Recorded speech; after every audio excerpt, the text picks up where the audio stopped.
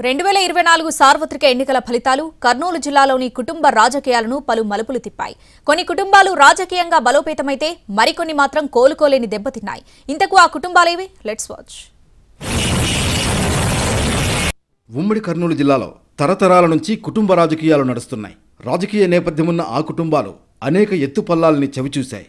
కొన్ని సందర్భాల్లో రాజకీయంగా తెరమరుగైనట్టేనని అందరూ అనుకున్నారు కూడా. అయితే తర్వాత మళ్లీ ప్రజాప్రతినిధులుగా ఎంపికై తమ సత్తా చాటారు. 2019 ఎన్నికల్లో ఉమ్మడి కర్నూలు జిల్లాలో 4 ప్రధాన కుటుంబాలకు రాజకీయంగా కోలుకోలేని దెబ్బపడింది. ఈ ఎన్నికల్లో ఆ కుటుంబాలు మళ్లీ పైకి లేచాయి.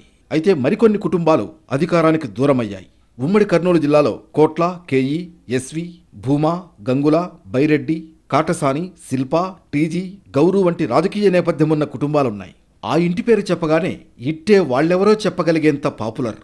రాజకీయ చర్చ అంటూ వస్తే ఆ కుటుంబాల పేర్లను ప్రస్తావించాల్సిందే.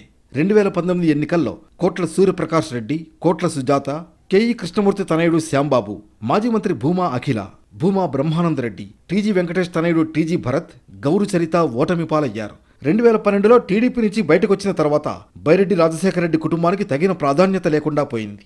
దశాబ్దాలుగా రాజకీయంగా గట్టిపట్టున్న కుటుంబాలు వైసీపీ గాలిలో ఓటమి పాలయ్యాయని చర్చ జరిగింది. 2024 ఎన్నికల్లో కోట్ల సూర్యప్రకాష్ రెడ్డి, శ్యాంబాబు, భూమా అఖిల, బైరెడ్డి రాజశేఖర రెడ్డి కుమార్తె బైరెడ్డి శబరి, టీజీ భరత్, గౌరు చరిత పోటీ చేసి టీడీపీ నుంచి గెలుపొందారు.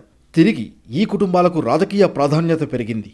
2019లో కాటసాని రాంభూపాల్ రెడ్డి, కాటసాని రామిరెడ్డి, మాజీ మంత్రి శిల్పా మోహన్ రెడ్డి సోదరుడు శిల్పా చక్రపాణి రెడ్డి, తనయుడు శిల్పా రవిచంద్ర కిషోర్ రెడ్డి, సాయి ప్రసాద్ రెడ్డి, సోదరుడు బాలనాగిరెడ్డి, గంగుల విజేంద్రరెడ్డి గెలుపొందారు. 2024 ఎన్నికల్లో టీడీపీ గాలిలో వీరంతా ఓటమి పాలయ్యారు. కాటసాని రాంభూపాల్ రెడ్డి గతంలో 6 సార్లు ఎమ్మెల్యేగా ఎన్నికయ్యారు. మిగిలిన వాళ్లు కూడా 2-3 సార్లు ఎమ్మెల్యేగా గెలుపొందిన వారు కావడం విశేషం.